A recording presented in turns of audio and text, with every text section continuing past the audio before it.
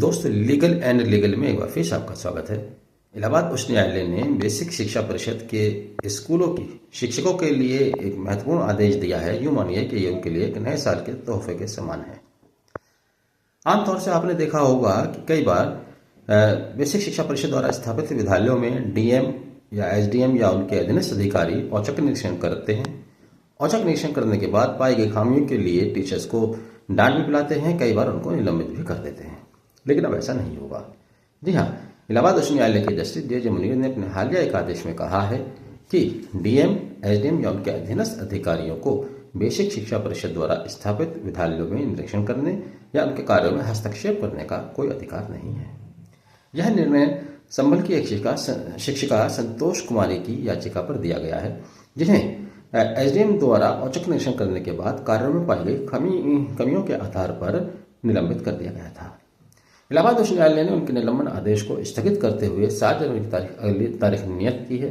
साथ ही कहा है कि इस सब के लिए बेसिक शिक्षा अधिकारी भी जिम्मेदार हैं।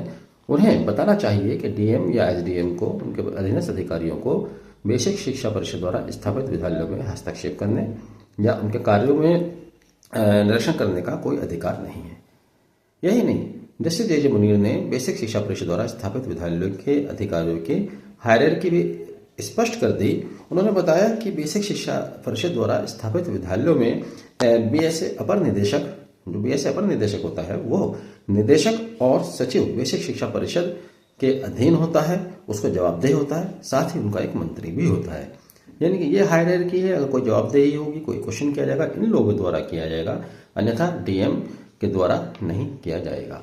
तो इलाहाबाद उच्च न्यायालय का यह निर्णय शिक्षकों के लिए एक अच्छा निर्णय हो सकता है। साथ ही इसका एक दुष्प्रभाव भी हो सकता है, वह यह है कि बेसिक शिक्षा विद्यालय में अभी तक जो बीएसए का डंडा चला करता था, उसको और मजबूती प्रदान हो गई है। अक्सर ये सुनने में आया करता है कि बीएसए विभाग द्वारा ट्रांसफ़र के नाम पर, नियुक्तियों के नाम पर अच्छी खासी रिश्वत ली जाती है, बल्कि हर काम के लिए वहाँ रिश्वत ली जाती है। भले कोई खुल के ना कहे, जो वो करप्शन वहाँ पर व्याप्त है, अब उस करप्शन को और ज़्यादा बढ़ावा मिल जाएगा, क्योंकि अब उनकी बात सुनने वाला कोई और नहीं है। कोई और विभाग अब वहाँ पर हस्तक्षेप नहीं कर सकता है। सीधे सीधे सारी शक्तियाँ जो पहले से ही बीएसए के हाथ में थी, वो बीएसए को अब स्पष्ट कर दी गई हैं। क्योंकि इलाहाबाद उच्च न्यायालय का जो हालिया जजमेंट है, वो कोई नया कानून नहीं बनाता, बल्कि पहले से स्थापित व्यवस्था को ही रेखांकित करता है। उन्होंने स्पष्ट इसीलिए किया, जे मुनीर साहब ने कहा है बीएसए के लिए कि बीएसए को खुद अपनी इस शक्ति का पता होना चाहिए था कि वहाँ डीएम वगैरह हस्तक्षेप नहीं कर सकते। लेकिन उन्होंने खुद डीएम को न सिर्फ रोका, बल्कि उनके द्वारा दिए गए निलंबित आदेश को आगे भी बढ़ाया। तो अब इस निर्णय के बाद उम्मीद की जा रही है कि बेसिक शिक्षा परिषद द्वारा स्थापित विद्यालयों में जिलाधिकारी, एसडीएम या उनके मातहत अब उसमें निरीक्षण वगैरह नहीं कर सकते हैं। शिक्षकों के विरुद्ध कोई आदेश पारित नहीं कर सकते हैं। यह शिक्षकों के लिए कुल मिलाकर एक बड़ी राहत की बात है। अब हर वक्त जो उनके ऊपर डर रहता था, या यूँ भी कह सकते हैं कि अब शिक्षक पूरी तरह से आज़ाद हो गए हैं।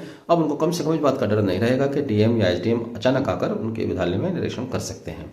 अब सीधे सीधे बीएसए से पहले से ही जुड़े रहते हैं, और जिस तरह जुड़े रहते हैं उसी तरह से जुड़े रहेंगे। उनके लिए एक अच्छा निर्णय हो सकता है।